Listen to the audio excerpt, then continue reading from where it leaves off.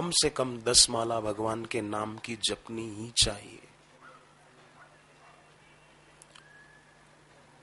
जप किए बिना ही जो खा लेता है वो व्यक्ति अन्न नहीं पाप खाता है। तो अपने जीवन में कोई व्रत, कोई नियम होना चाहिए कि 10 माला तो जप करनी ही है, सूर्य भगवान को अर्घ्य दे के ही खाना है। ऐसे कुछ नियम रखने से दैवी शक्तियां जापक की सहायता करती है। कई बापूजी के भक्त साधक ऐसे हैं जो पूनम व्रतधारी हैं। हर पूर्णिमा को बापूजी कहीं भी हो भारत में, भारत के किसी भी शहर में सत्संग चल रहा हो तो वहां वे पहुंच जाते हैं और गुरुदेव का दर्शन करके ही अन्न जल ग्रहण करते हैं। ऐसे भी भक्त हैं और उनको उस अपने पूनम व्रत से बहुत बहुत लाभ हुआ है। और कुछ तो ऐसे भी हैं जो हर अमावस्या को बापूजी के दर्शन करने पहुंच जाते हैं। यहां आए हैं वे लोग, उनको आगरा से ये अपना हिमाचल प्रदेश का सोलन दूर नहीं लगा, क्योंकि पुण्य है ईश्वर की और गुरुदेव की कृपा है उन पर, तो उनको आगरा से सोलन दूर नहीं लगा। और पुण्य ना हो, ईश्वर की कृपा ना हो तो पड़ोस में रहते होंगे तो भी सत्संग में नहीं आ सकेंगे। कोई उनको कहेगा कि चलो सत्संग में बापूजी आने वाले हैं, तो बोले तुम सुन के आना, मेरे को बता देना महाराज जी क्या बोले थे, मेरे पास अभी टाइम नहीं है। तो आगरा के अमावस्या, हर अमावस्या को गुरुदेव के दर्शन करके भोजन करते हैं। ऐसे एक भक्त यहाँ बैठे, मैं उनकी बात बताऊं। उन्होंने मुझे बताई थी कि हरिद्वार के कुंभ में वो गंगा स्नान करके ऋषिकेश चले गए थे। ऋषिकेश में लक्ष्मण झूला के पास वहां वो स्नान करने के लिए गए अपने बेटे बेटी के साथ, परिवार के साथ। तो उनका बेटा पानी में डूबने लगा। तो बहन ने कहा पिताजी भैया डूब रहे हैं। तो पिता ने देखा मेरा बेटा डूब रहा है, आओ देखा ना था, कूद पड़े बेटे को बचाने के लिए, पर भूल गए कि उनको भी तैरना नहीं आता था। अब पिता पुत्र दोनों मिलकर डूबने लगे। तब पिता को हुआ कि इंसान की अज्म से जब दूर किनारा होता है, तूफान में टूटी कश्ती का भगवान सहारा होता है। एक तुम्ही आधार सदगुरु, एक तुम्ही आधार। उनको याद आई गुरुदेव की और गुरुदेव को हृदय पूर्वक पुकारा तो अदृश्य शक्ति ने उनको गहरे पानी से धक्का देकर किनारे कर दिया। पिता पुत्र दोनों बाहर आए, कपड़े बदलकर ऋषिकेश से हरिद्वार पहुंचे।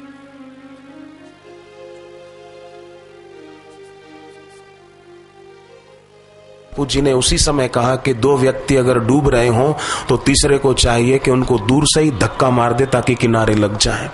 तब उनको हुआ कि बापूजी हमारे लिए ही कह रहे हैं, हम ही अभी गुरुदेव की कृपा से बचकर यहाँ पहुंचे, नहीं तो कहीं पहुंच गए होते। वो आगरा के जिनकी मैं बात बता रहा हूं, खड़े हो जाना जरा, आपके बीच में ही बैठे हैं। आगरा से सोलन दूर नहीं लगा, कल अमावस्या है तो दर्शन करने के लिए आए। इनके साथ और भी कई आए हैं। क्षमा बुझ जाए तो फिर जल सकती है, नाव भंवर में फंस जाए तो किनारे लग सकती है। मायूस न हो, इरादे न बदल, तकदीर किसी वक्त भी बदल सकती है। जीवन में कभी भी निराश नहीं होना चाहिए। निराश उसी को होना पड़ता है जिसने संसार से सुख की आस रखी, उसी को निराश होना पड़ता है। जिसने संसार से सुख की आस नहीं रखी, ईश्वर से रखी, उसको कभी निराश नहीं होना पड़ता।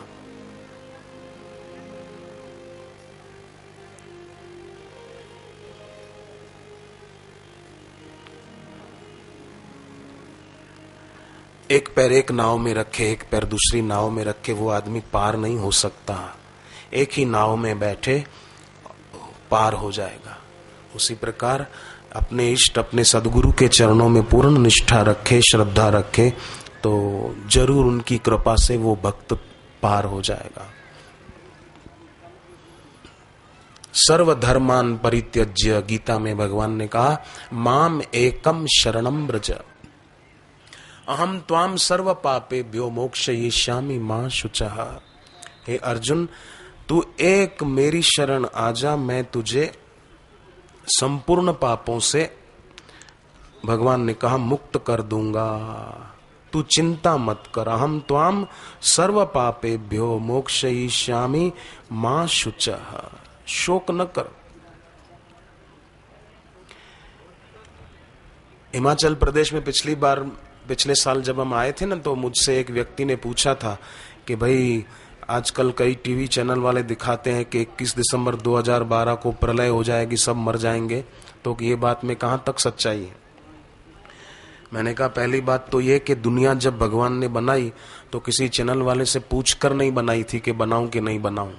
जो वो कहेंगे तो ईश्वर प्रलय थोड़े ही कर देंगे। आनंद में रहो, भगवान का भजन करो, गुरु मंत्र लिया है, जब तब करो, चिंता करने की कोई जरूरत नहीं है। फिकर करे सो बांवरे, जिक्र करे सो साध, उठ फरीदा जिक्र कर, तेरी फिकर करेगा आप। तू तो जिक्र कर, बस अपना जब तब कर, फिकर क्या करना। तो जिन्होंने दीक्षा ली है उनको तो मेरा खूब खूब धन्यवाद, पर दीक्षा नहीं ली हो तो गुरु से भगवान के नाम की दीक्षा तो लेनी ही चाहिए।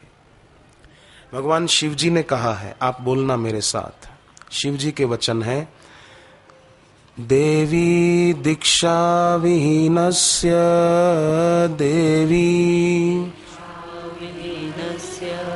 न सिद्धिर्न च सद्गति, सिद्धिर्न च सद्गति, तस्मात् सर्व प्रयत्नेन, तस्मात् सर्व प्रयत्नेन गुरूणां दीक्षितो भवेत्, गुरूणां दीक्षितो भवेत्। भगवान शिव जी कह,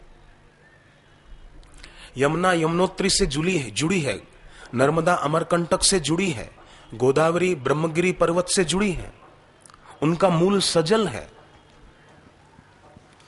पर कई ऐसी बरसाती नदियां होती है, बरसात पूरी होते ही सूख जाती है। बारिश के दिनों में उन नदियों में पानी रहता है, पर बारिश गई नदियां सूख जाती है, जैसी थी ऐसी हो जाती हैं। तो हनुमान जी रावण को कहते हैं, सजल मूल जिन सरितन नाही, बरसी गए पुनि तब ही सुखाही। हमारा मूल, हमारा उद्गम भी ईश्वर है। उस ईश्वर का ज्ञान और उस ईश्वर का नाम सद्गुरु देते हैं। अगर हम उनसे जुड़े रहेंगे तो हमारे जीवन में सुख, शांति, आनंद ये बना रहेगा। जैसे नदी उद्गम से जुड़ी है तो उसमें पानी रहता है, नहर उद्गम से जुड़ी है तो उसमें पानी रहता है। उसी प्रकार हम भी अपने उद्गम से जुड़े रहें। ईश्वर का नाम जब दीक्षा ली है तो बहुत अच्छा, न ली हो तो ली जाए। जैसे रोज खाना जरूरी है, रोज नहाना जरूरी है, रोज सोना जरूरी है, उसी प्रकार रोज भगवान का नाम जप जरूरी है।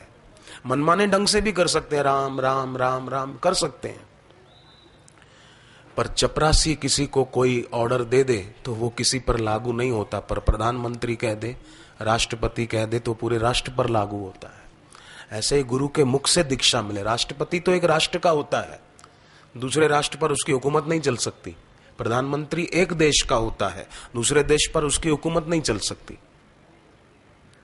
पर सदगुरु तो इस सारे ब्रह्मांड के सबके मालिक जो ईश्वर हैं, उस ईश्वर का साक्षात्कार किए हुए सदगुरु, वो स्वयं गुरुर्देवो महेश्वरा। तो ऐसे गुरु से हरि नाम की दीक्षा मिलना समझो बहुत बड़ी उपलब्धि है। केवल दीक्षा मिल जाए।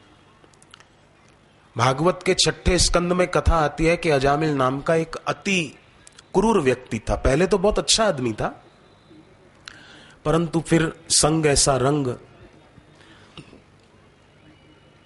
फिर एक दिन उनके घर पे कुछ संत पधारे और उन संतों ने कहा कि तेरी पत्नी जो मां बनने वाली है, वो जो बेटे को जन्म दे उस बेटे का नाम नारायण रख देना। इस प्रकार कथा विस्तार से है। अजामिल ने साधुओं के कहे अनुसार अपने बेटे का नाम नारायण रखा। अब शराब पीता था और कोई बुराइयां थी तो उसकी अकाल मृत्यु होने लगी। मरने पड़ा, अंतिम सांस गिनने लगा, यमदूत दिखे तो डर गया।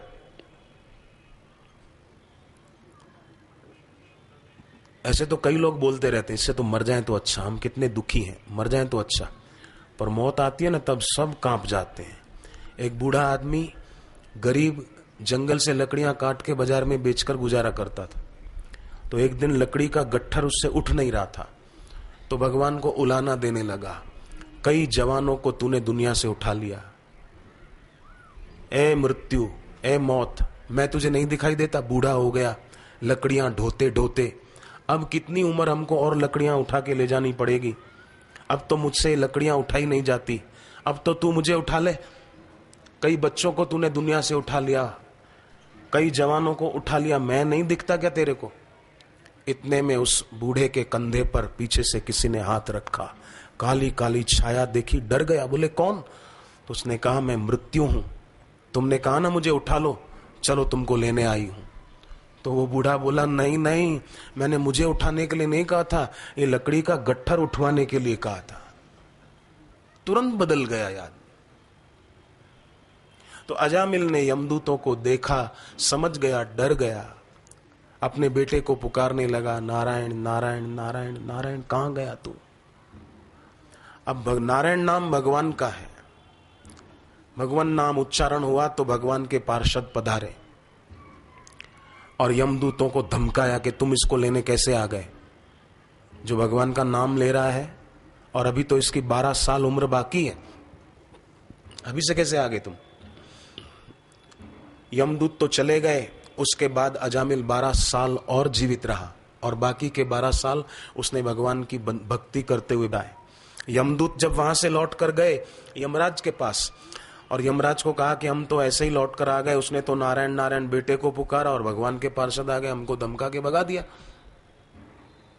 तब यमराज ने एक बहुत बढ़िया बात कही जो भागवत के 6ठे स्कंद में लिखी हुई है।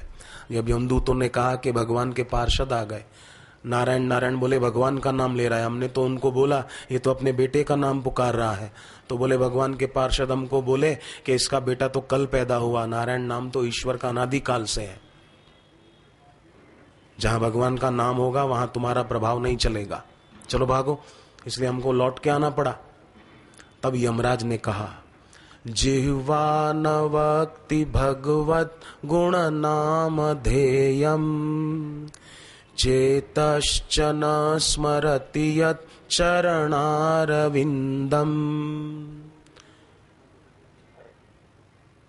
जिसका मन भगवान के चरणों में, गुरु के चरणों में नहीं लगा, जिसने अपनी जीभ के द्वारा भगवान के नाम का जप नहीं किया, दूतों उसी को पकड़ के मेरे पास लाया करो, बाकी औरों पर अपना अधिकार नहीं है। तो आप सोचो, जिसने सदगुरु से भगवान के नाम की दीक्षा ले ली, उसने तो बेटे का नाम पुकार रहा था नारायण नारायण, पर भगवान के पार्षद आ गए।